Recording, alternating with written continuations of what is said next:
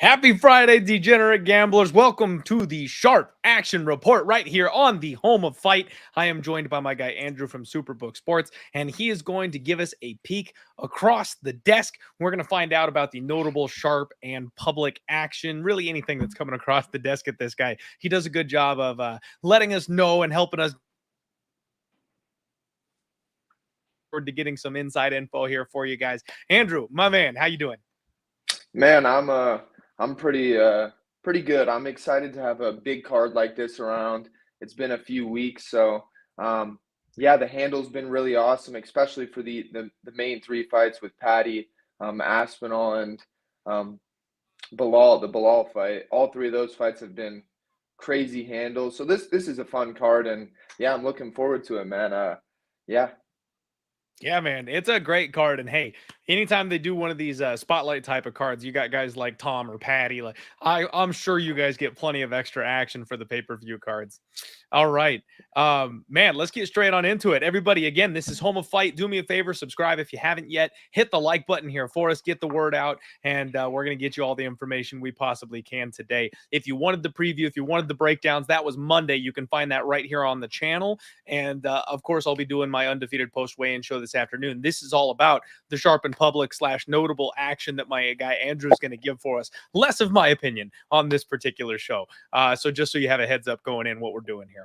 Bannon takes on Ardene on short notice here in the first fight of the evening. Early on, it looked like they were kind of maybe giving Bannon a little bit too much respect. Big, wide number, big line. And at the end of the day, a lot of money came in here on the dog. I was tempted, Andrew, I'll be honest with you. I was tempted early with that big plus number, but it seems like the market's kind of solidified here. Bannon got down to like minus 170-ish, and now she's back up to about minus 185, and it's kind of getting to that don't touch range for me. What do you guys see on this one? Have you had anything notable on this first fight of the card here?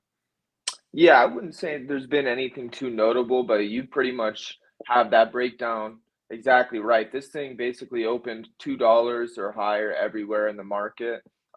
We're sitting 175 here in Nevada right now, but the early action was definitely on the dog in this fight, and I think that's kind of why you saw that price crash a little bit early. But like you said, it's kind of working its way back up. We opened it at 2. It got as low as 65. It's sitting 75.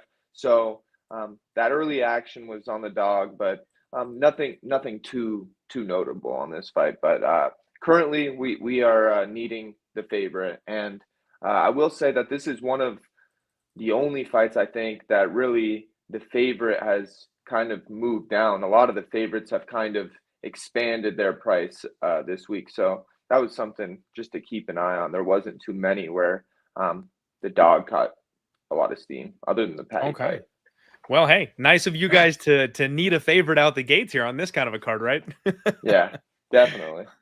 All right. And hey, for those of you wondering, Dana White said that he was going to go live with a big announcement today. And essentially, he said that he's going to be announcing more information about UFC No Chase. So there was no announcement. The announcement was another announcement. It was bullshit. Don't waste your time. Don't bother listening. At least it wasn't another Cybertruck. I'm at least happy about that. All right, man. Next up, Mick Parkin takes on Lucas Breski. And I'm all in on the Parkin train here, man. I got in on this kid early. I like him.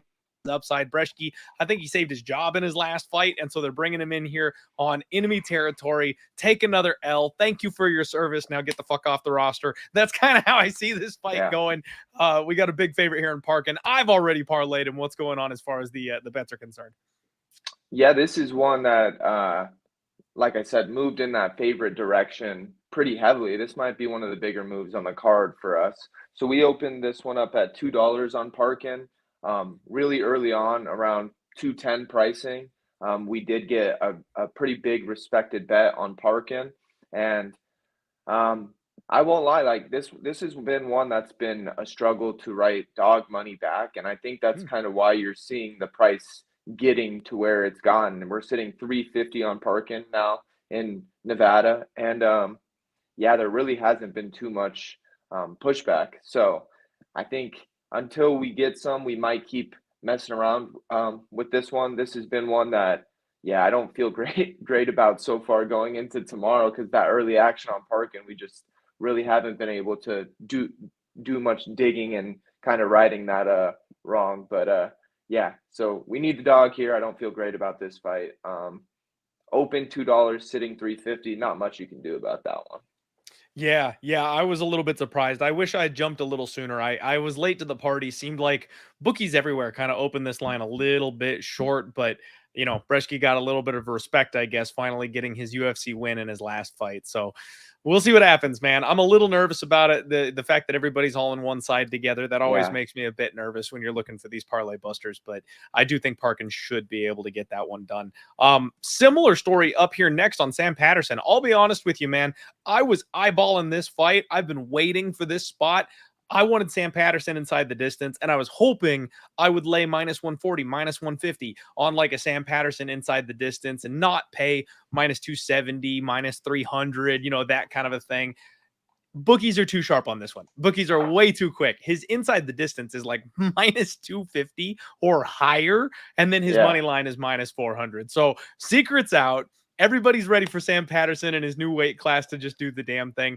He's my parlay leg with Mick Parkin. I don't like it. It feels like the number's too wide. It's a little bit gross, but at the same time, he's got a good matchup, and it's in the weight class where I think he's going to have a whole lot more success with his, physique and not having so much to drain himself and make that weight cut. So another obvious favorite here in this spot, but is there anything we need to know about the tickets and the bets that are coming in on this one?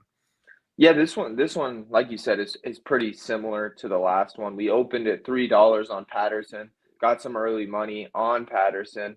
The price is sitting $4.50 now. Not as much action on this fight, but we still definitely need the dog.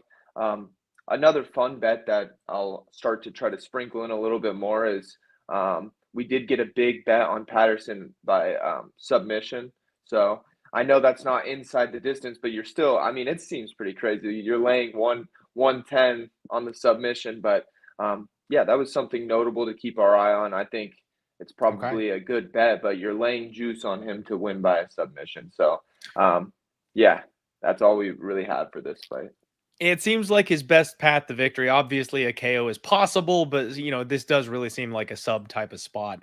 What do you make of the total on this one, man? This one's interesting because it's a 1.5, and the under is like minus 200. Have you seen anything on the total for this fight? Nothing crazy on the total, but like you said, it's we're sitting 1.5 under 190. Yeah, I don't really have too much to give on the total. There was some stuff on like the method of victory and exact round, but nothing crazy on the total. Okay. All right. Yeah, this is one that I think it's going to be Sam. I think it's going to be Sam by sub, just like everybody else. But I don't think it's going to be round one. That 1.5 has me interested because I think it's going to be a round 2 or a round 3 rather than a round 1.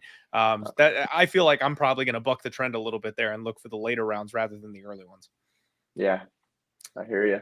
All right, man. Talk of the town here. Muhammad Mokaev and Manel Kopp. I need you to tell me what's going on here in this spot because it is nothing but love for Muhammad Mokaev in this spot. And I had a guy tell me that this number is still wrong and he should have opened up minus 250. Yeah. And I'm just sitting over here with my head exploding. I don't know what to do with this fight, man, because I've got futures tickets on both guys. I'm tempted to fade the market and bet Manel Kopp now that the number has gotten so far out of hand. But at Pick'em, I was like, okay, I'm good with a Pick'em. Apparently, everybody else still thinks Mokaev should be a bigger fave. What are you seeing? And is there anything? I'm crossing my fingers, not big guy, but maybe some respectable action or something that we can talk about on this one. What are you seeing? Yeah, I mean, this you kind of have the breakdown perfect. We opened it up right near a pick. We had Mokaev minus 20. The action did come in early on Mokaev, and the price really hasn't stopped moving ever since. We're sitting 170 now. Before I started the podcast, I think we were sitting 60, and we took another bet on Muhammad, so we moved it another 10 cents. So it just feels like that's a popular side for the week. No big guy, nothing too respected, but the action. And I also saw him in a lot of these like early on, like these 3-team parlays with like the big favorites and the 2 main events, So it just seems like people are trying to get in on this side, which is a little weird to me because I feel like the same as you is this price should be closer to a pick. But yeah, that's where we're sitting. Nothing too notable, but really a majority of the tickets have come in that way for sure. Wow. Okay. And so I would assume you guys need the dog here. You need Cop in the spot. Yeah, this is Yeah. we did a good job on this card. Really looking through it this morning. On a lot of these favorites, like I've kind of said before, I like to get in a good spot on the favorites early and try to Mhm. write some dog action early because just doing this for a while, you know that these guys come in the last day and they're looking to bet the favorites and parlay the favorites. So this is actually one where we need the dog, and I mean, there wasn't really much we could do. It's just a Mm. popular leg this week. Yeah, for sure. It's an interesting fight, man. I can't wait to see this one. What do you make of the brawl? Did you see these guys got into it at like Yeah, the Fighter Hotel? man, I really don't know what to make of it because this is one that's I'm surprised it's getting moved down the card. I'm kind of confused Right? why this one is not on like the pay-per-view portion, but one of the guys in the back said that this it has something to do with the time and like the fans being there super late, so they're trying to mix up the card and get some good fights early in the card. I don't know what to believe, but yeah, this is one of the fights I'm most looking forward to on this whole card. So Yeah, me too. It's interesting that this one is going to be so early on the card. I'm confused as well about the movement, the placement. You know, Cop was essentially being gifted a title shot. He was one win away from yeah, getting to challenge for the title, and this kid is undefeated and he's making all these waves, but they're on the prelims. It's like, what's happening, man? I don't. This yeah, fight's weird. This fight yeah. is weird. All right, man. Hey, we've got over 400 people live watching the show right now. Thank you all for hanging out with us. This is the Sharp Action Report. Do us a favor, hit the like button, share the show, check out Superbook Sports and my guy Andrew over on Twitter. Next up, we've got a fight that confuses the hell out of me. Elliot and Preston Parsons. Another short favorite that I've got a slight lean to, but I just don't feel comfortable with these two guys that are like super grappling heavy with each other. I think I like Preston Parsons, but I could kind of be talked either way. Talk to me a little bit about this one, man. Anything interesting on this one?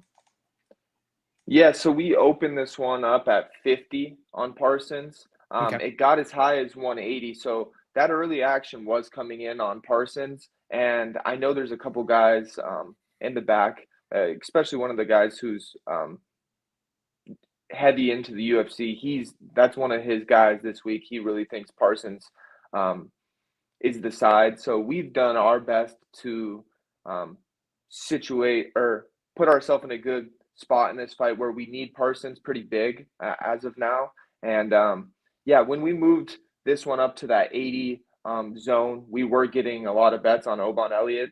So Sure. this hasn't been one where it's been hard to write that action back on the dog. So these are the kind of fights I like where you don't have to do too much moving of the market and you're getting some bets back. So the early action was on Parsons, but right when we moved it, we got some action back on Elliot. And as of now, we need the favorite pretty big. Okay. That one's interesting to me right there, guys. Is early action on Parsons and the book happy to need that side. Modestus Pakus and Marcin Prachniow. Man, I never thought I'd see the day, but Prachniow seems to be somebody the people like this week. Are you seeing the same thing over there? Yeah, this one I would say is very similar to the last fight. The only difference is we did get a pretty big respected bet on Bukauskas. I think that's how you say it. But Yeah, be careful on yeah, that one. We'll get clipped and thrown on TikTok for saying his name wrong. yeah. So we opened that one up at 50. At 55, we did get a big bet on the favorite from one of our more respected UFC bettors, and it moved all the way up to 180, that 180 zone. But this is another one, like you said, where we were able to get some good action back on the dog, and yeah, we're situated pretty well where we need the favorite going into tomorrow. Where I feel good about that. We might not need the favorite when this thing kicks off, but we're doing our best to need that side with the sharp action. Okay. Hey, that is music to my ears, baby, because I'm sitting on a Modestus Pakus ticket here, and I'm loving that spot. And seeing just the entire world on Marcin Prachniow this week obviously makes me a little bit nervous, but I'm more than happy sitting on an island sipping martinis with you. Let's cash the favorite here on this one this week, man. Jake Hadley and Colin Laughren, another weird one. Short notice replacement, up a weight class, big underdog back against the wall. What are you guys seeing on this one? I got to imagine it's mostly favorite love, but I could be talked into some dog on this, man. It's an interesting fight. What do you make of this?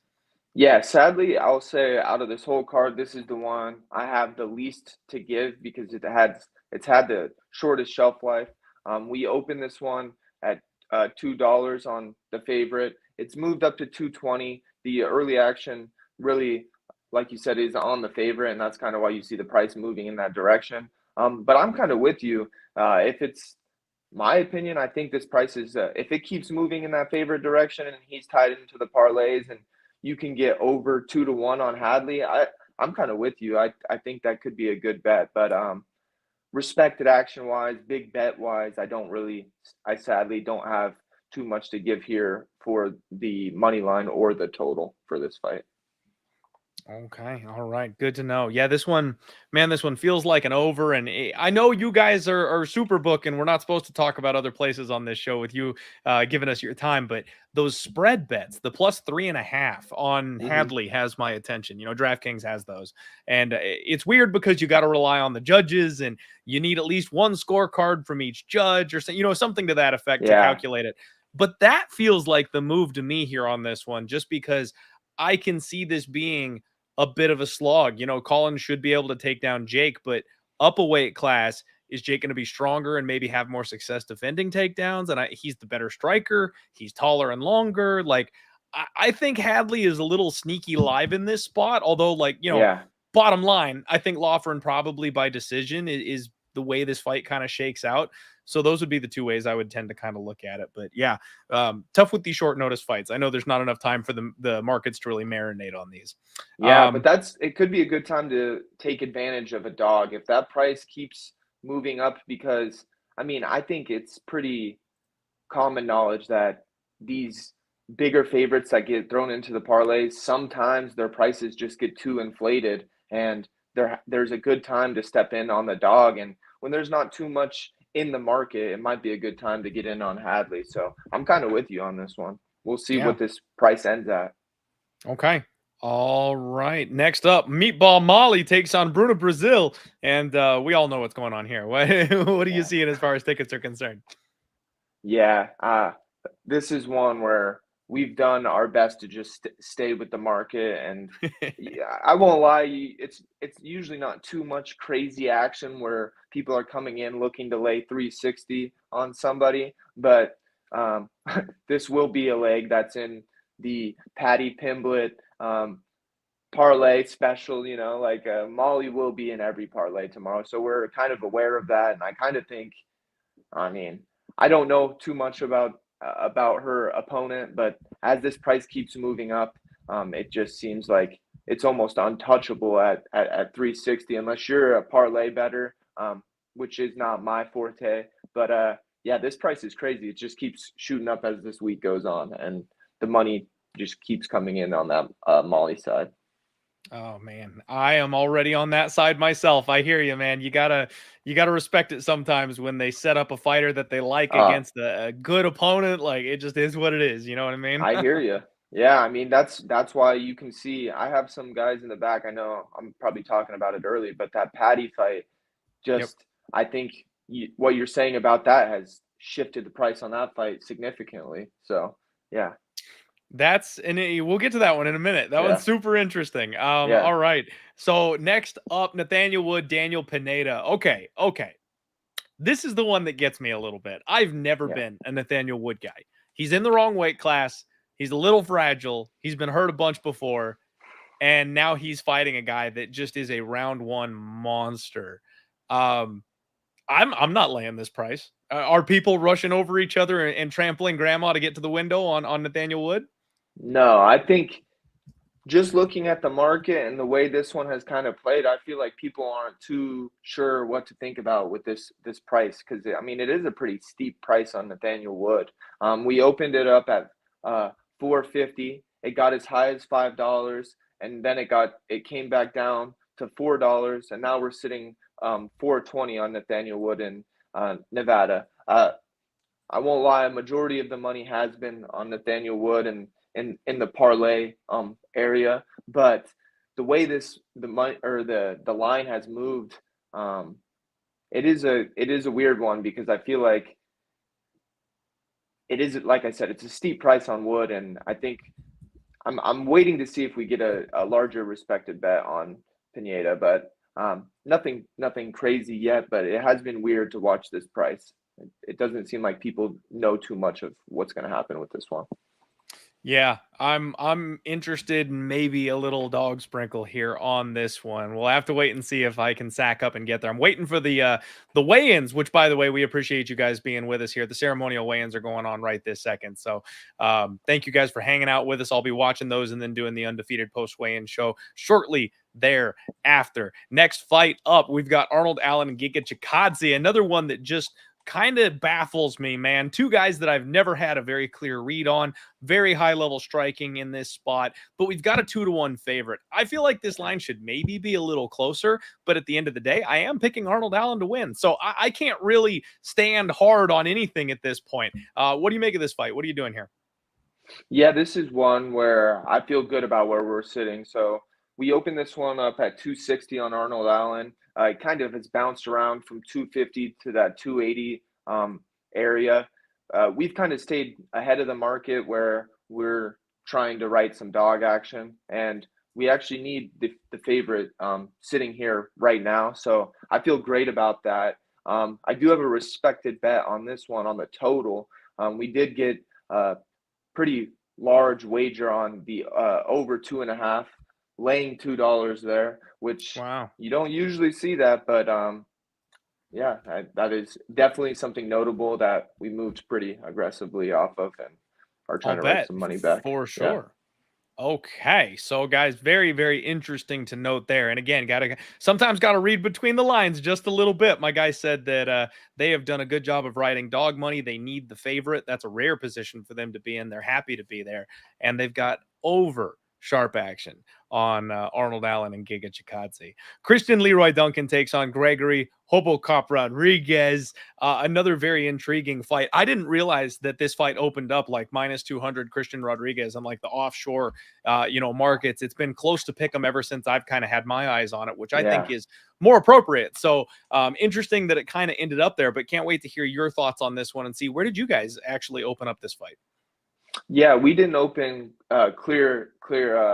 We actually opened with Leroy Duncan as a small favorite. So, but we've had this card up for a few weeks. So, yeah, they must have got those fights up real early, having RoboCop as a $2 favorite. And obviously, if you got in on the other side that early, you're looking pretty happy with that ticket. But yeah, this is another one, man, where I feel like we did a really good job.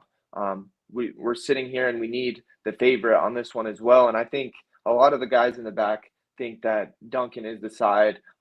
This is probably his toughest step up in competition, but yeah, we're looking to need the favorite, and it hasn't been an issue writing Rodriguez money because I think people see that, like you said, it moved from him being a $2 favorite, and now you're getting plus money, and it got all the way up to plus 150 on him. So at that point, I think some people were interested in betting the Rodriguez side, and you can see this Duncan price coming back down to where we opened this thing. So yeah, that's what we have with the fight. And this is another one where we got another respected bet on the total, over 1.5, and they laid 140, a pretty big bet. So that was another thing that we have to keep our eye on and try to book some action on the other side, balance the books. But yeah, respected action on the over in this one as well. 1.5. Interesting. Okay. Respected action on the over there as well. Bobby Green and Patty the Batty. So just to preface, we got to circle back what you mentioned just a little bit ago. There were some talks about, influencer boxing, and there were some talks about Patty testing the open market. And right after weigh-ins, we get the announcement that Patty the Batty has re-signed with the UFC. And now I'm the tinfoil hat guy. I really am. It's right here, guys. I got it. It's available. But shit, I got to make a new one. But this isn't my forte. This isn't my area of expertise. People are talking about, you know, the Mokaev fight with Manel Kape. They're saying that they're trying to bury Mokaev because he also is in a contract situation. They're hoping to bury him on the prelims, and he takes an L to Manel Kape, and then they can either cut him because he's boring or re-sign him cheap, one or the other, but they don't want to pay him. Like, that's the kind of shit that I am not about speculating. But that's been a talking point this week for Paddy the Baddy as well. This fight matchup with Bobby Green, it's an opportunity for him to break into the rankings. And a lot of people were saying, well, he hasn't re-signed with the UFC. It's his toughest fight to date. And we all know the condition that Bobby has been in recently. They're trying to send Paddy out on an L. They're trying to make him look bad right before he hits the open market. And, you know, send him on his way, making sure everybody knows he doesn't belong in the top 15 in the UFC. But he just got re-signed. How do we feel about that? What's your take on this whole thing, man? It's a little bit crazy, and I'm not sure which way to look at it. Yeah, this is a crazy one. I won't lie, when this price was opened, I was a little bit surprised to see how big of a favorite Bobby Green was, regardless of skill, just based off of knowing how people bet. You knew that money was going to come in on Paddy.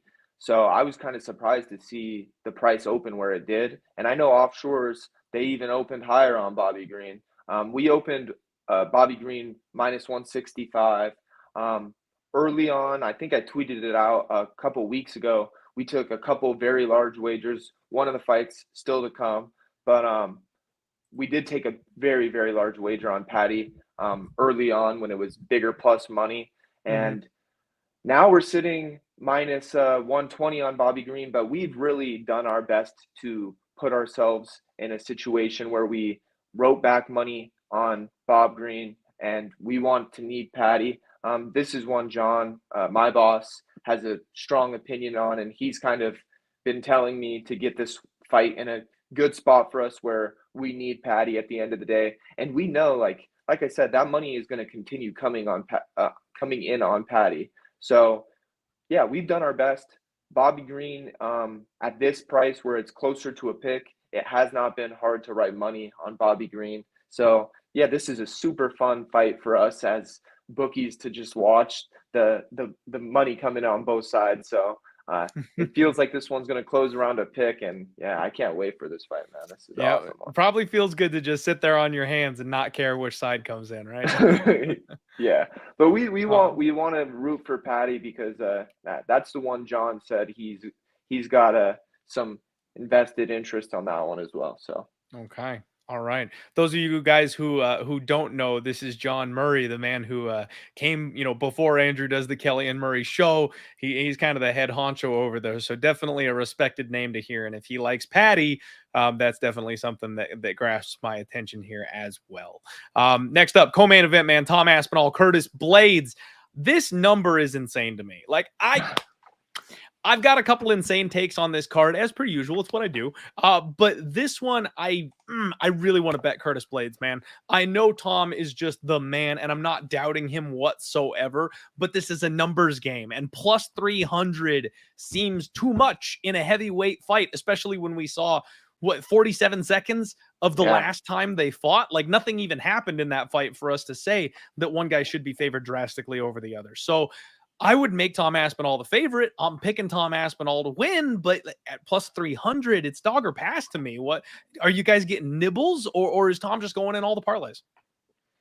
Man, this is another one where it's just been crazy. I think your breakdown is exactly right, and I kind of said the same thing to some of the coworkers in the back that I don't understand the pricing on these two title fights, and they're like, stop questioning it and just bet the dog. And I'm a little nervous to bet the dogs here as well. So I hear you, but I'm shocked that this price is sitting over $4 now. We opened it up at $240 on Aspinall, and it's now sitting exactly $4. Over the last couple of days, though, we were able to write some Curtis Blaydes money, which was promising for us. So currently, this is another one where we need the favorite, which is that's a good thing for us, I feel like, because we know that money is money's going to come in tomorrow spot for you guys to be in. Yeah, I wasn't expecting that at this point. So right now we need Aspinall. I'm not expecting that tomorrow, but it's good to see some action coming in on Curtis Blaydes. And I kind of agree with it at this price. I don't know how you could lay $4. I know looking back at the Aspinall fight, the first time they fought, Aspinall closed like minus 140. Yeah. So it's just shocking to me that he's sitting over $4. I know he's awesome and he's probably going to win, but yeah, the price is crazy. Yeah, that's the thing. That's all it is for me, man. It's a price play. That's nuts to me. That he's this big of a favorite in the rematch after essentially nothing happened. So, you know, we'll see what happens. But guys, this is the Sharp Action Report. Again, do me a favor. Make sure you show some love to our guy Andrew here. We've got one more fight to talk about. Main event time, but not until you hit the like button.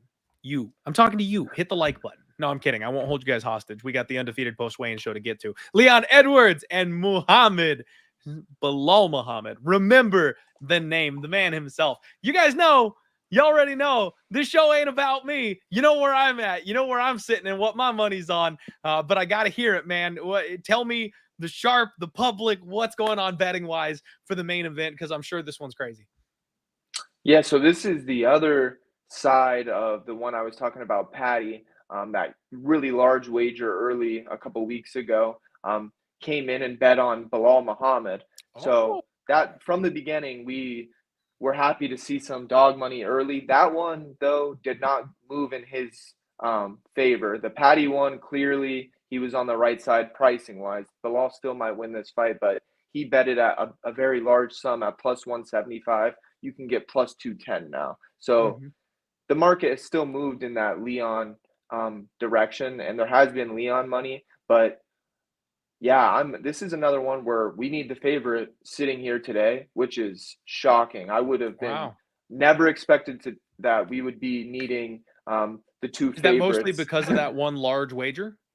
Yeah, that was a big portion of it, but we're still getting a lot of like action on Leon and Bilal. Like these three main fights in this card have been really, really fun to book because there's just been great handle.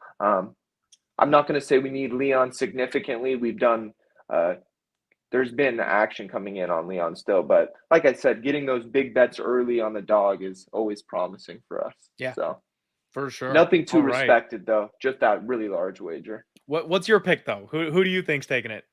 Dude, seriously, if I had free money, I think both of these dogs in the main event and the co-main event, I would have to bet, like just based off of pricing. That, I mean, if it's a pick 'em, it's a different conversation.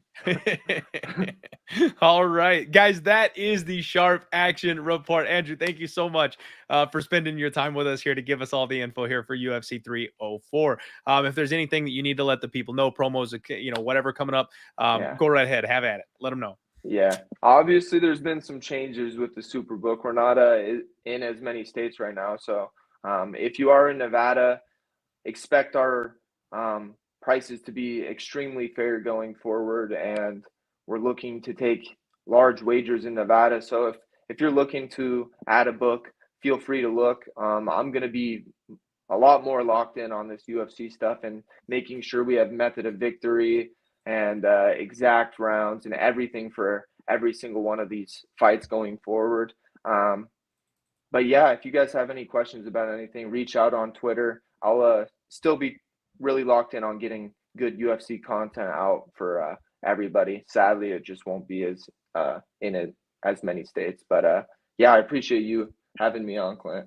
Hey, with all the changes going on, we appreciate you still making the time for us and coming here to hang out. All right, guys, I got to go watch those ceremonial weigh-ins, and then we'll be doing a quick turnaround, jumping right back on for the undefeated post-weigh-in show. We'll take one more look at this card after we get all the information we need and break it down for you one last time. Again, thank you for the support. Hit the like button on your way out. Andrew, we'll see you next time for the Sharp Action Report. Let's roll.